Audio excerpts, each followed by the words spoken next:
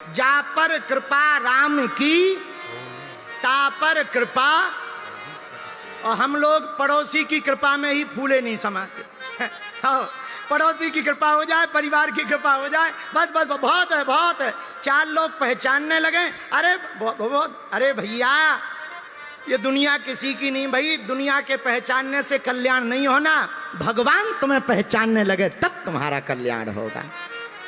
तो क्या भगवान पहचानते नहीं? नहीं पहचानते तो हैं, तुम नहीं पहचानते। बोलो सीताराम, जोर से बोलो।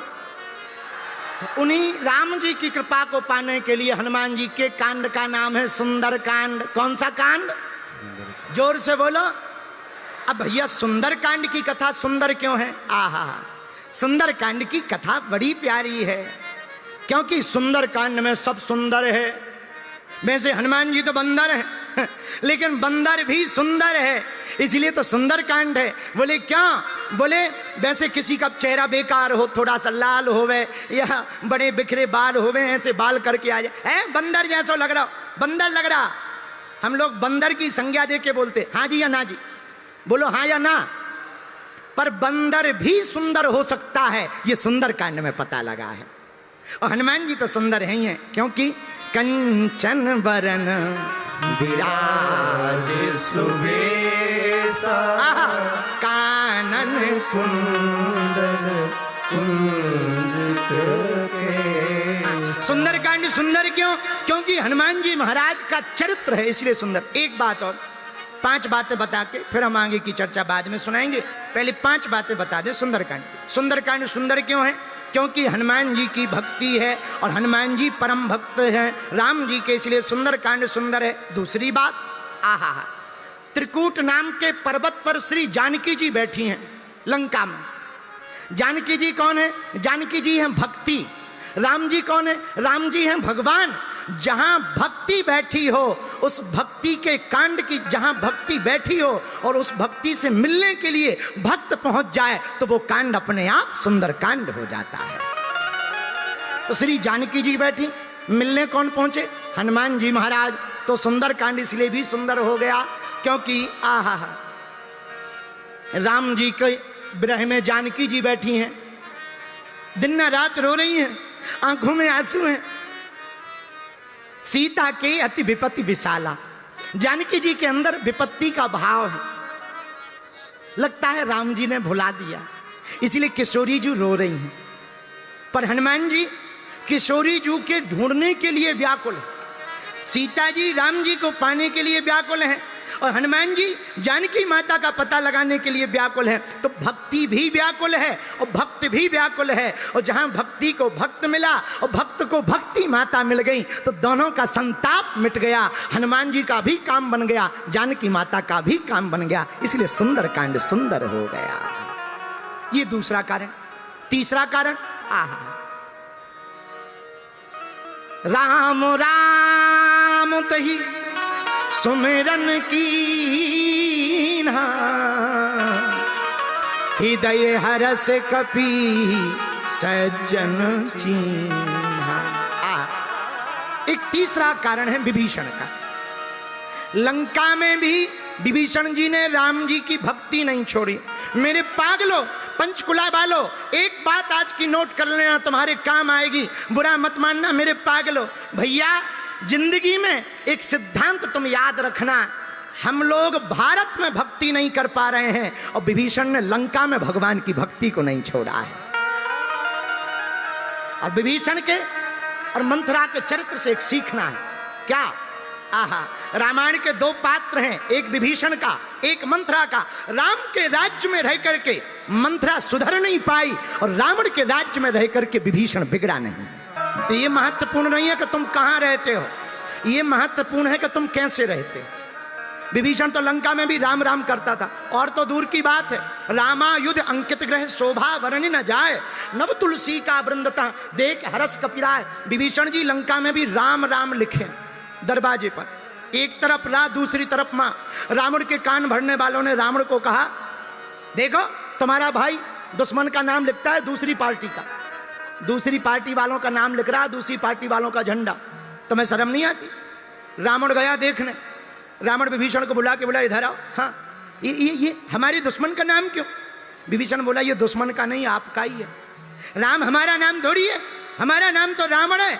विभीषण बोले महाराज आपका नाम बहुत बड़ा है रावण, और भाभी जी का नाम मंदोदरी, अब दोनों नाम लिखने में बड़ी दिक्कत है, तो हमने शॉर्ट में लिख दिया। बोले क्या? राम माने रावण, माँ माने मंदोदरी। पता है रावण क्या बोला? बहुत बढ़िया, बहुत बढ़िया, बहुत बढ़िया। एक काम करो, आज से हर दरवाजे पे ये शॉर्ट वाला नाम लिखवाओ। सब लोग लिखवाओ। लेकिन लंका में आहा विभीषण जी रहते हैं।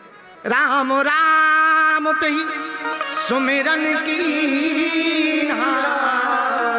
हृदय हरस कपि सज्जन चीन्हा, यही सन हटी करी हो पहचान।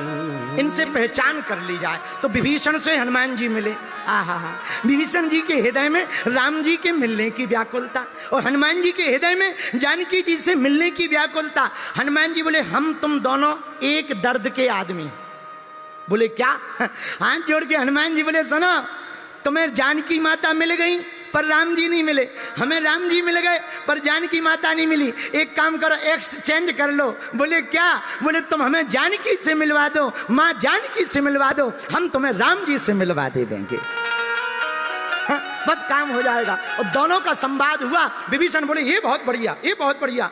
बल्कि विभीषण ने कहा कि तुम कि तुम हरि दासन में कोई, मोरे हृदय प्रीति अस। हमें तुम लगते हो राम जी हो, पर भैया राम जी हो या राम जी के दास? हनुमान जी बोले दास हैं लेकिन खास हैं। दास तो हैं लेकिन खास हैं। विभीषण बोले खास क्यों? बोले हम उनके दास हैं इसलिए खास हैं, और राम काज करते हैं इसलिए हर मैटर में पास हैं। हम हर मैटर में पास हो जाते। अच्छा एक काम करो, क्या तुम हमें जानकी माता का पता बताओ, हम तुम्हें राम जी से मिलने का पता बता देंगे। प्रिय श्रद्धालुओं, विभीषण ने अनुबंध कर लिया कि हम गारंटी देते हैं हम तुम्हें जानकी माता से मिलवाएंगे। हनुमान जी बोले हम भी वचन देते हैं। पहली बार दुनिया की पहली विदेशी संधि अगर किसी ने की तो हनुमान जी ने की विभीषण से। आओ, आओ। अब मुख्यमंत्री जी बैठे हैं, इनके एक काम की बात है वो और बोल दें। हमारे हनुमान जी इतने खतरनाक हैं कि कैंडिडेट को कैसे अपनी पार्टी में लाना है ये हमारे हनुमान जी से सीखो। विभीषण किसका कैंडिडेट? रावण का, मतलब दूसरी वाली पार्टी का। हनुमान जी धीरे से कान में जाके बोले और लंकेश क्या हाल है? विभीषण बोला तुम्हारा दिमाग खराब है क्या? बोले क्यों? बोले हम थोड़ी लंकेश हैं। बोले फिर? बोले हमारा भाई है लंकेश, दशानन रावण। हनुमान जी बोले हमें तो तुम्हारा भाग्य दिख रहा है कि तुम यहाँ के पीएम बन रहे। बोले कहाँ के? बोले लंका के। तो विभीषण ने बोला तुम हमें पीएम कह रहे, हमें एमएलए नहीं है। एमएलए तो क्या पार्षद नहीं है, और तुम पीएम कह रहे। हनुमान जी बोले टेंशन ना लो, बन जाओगे। बोले कैसे बन जाएंगे? बोले पार्टी बदल लो। बन जाओगे? बोले कैसे बनेंगे? बोले पार्टी बदल लो। बोले मतलब क्या कहना चाहते? बोले मतलब सीधा सा है, अभी गलत पार्टी में हो, राम विरोधी पार्टी में रहोगे तो पार्षद भी नहीं बन पाओगे, राम की पार्टी में आ जाओगे तो राजा बन जाओगे। तो ये कान में देखो क्या गजब की संधि। तो पहली बार किसी ने विश्व में कैंडिडेट फोड़ा अपनी पार्टी में, हमारे बजरंगबली ने फोड़ा। और दुनिया में पहला कोई विदेशी समझौता हुआ हमारे हनुमान जी ने किया, और दुनिया का पहला कोई नागरिक बिना वीजा पासपोर्ट के विदेश में घुसा, हमारे हनुमान जी घुसे। और तो ठीक है आप विदेश जाते, हम भी जाते, इमिग्रेशन में ऑफिसर मिलते हैं, ऑफिसर नहीं मिलती, चाची ताड़का हमें मिल जाती।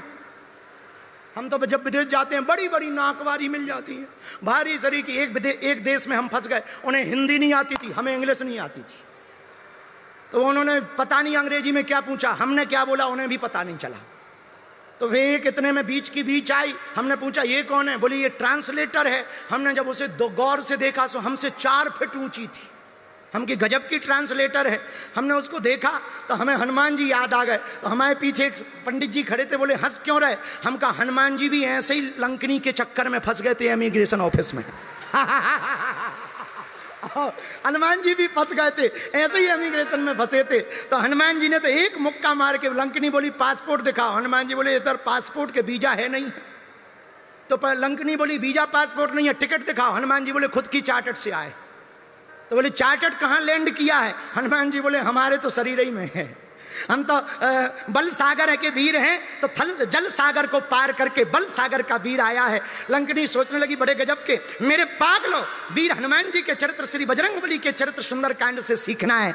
हनुमान जी ने विभीषण को कहा तुम जानकी का पता बताओ, हम तुम्हें राम जी का पता बताएंगे। दोनों का अनुबंध हो गया। पहला विदेशी समझौता सुंदर कांड के माध्यम से हुआ, हमें लगता है इसलिए सुंदर कांड सुंदर है।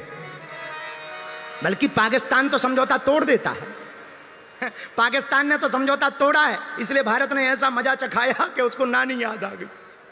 हो अभी हुआ ना ऑपरेशन सिंदूर, उसने भारत की माताओं के सिंदूर को उजाड़ा था। हमारे भारत के वीर योद्धा, वीर सपूतों ने सरहद पर खड़े होकर के पाकिस्तान के सामने सीना तान करके उनके घर में घुसकर मार करके सिंदूर का बदला सिंदूर ऑपरेशन से लिया। अच्छा, कुछ लोग हमसे कह रहे थे महाराज जी ये पाकिस्तान पर जो अटैक हुआ तुम क्या कहना चाहते? हमने कहा ये अटैक आज से नहीं है, रामायण के जमाने से होते आ रहे। बोले मतलब? हम कहा हमारे बजरंगबली भी तो अटैक ही करने गए थे लंका में, तो आज के थोड़ी है, पुराने जमाने के। और हम भारत वाले तो हमेशा से घर में घुस के ही मारते हैं। हनुमान जी ने भी रावण की लंका में घर में घुसकर मारा था, और भारत की आर्मी ने भी घर में घुस करके मारा है।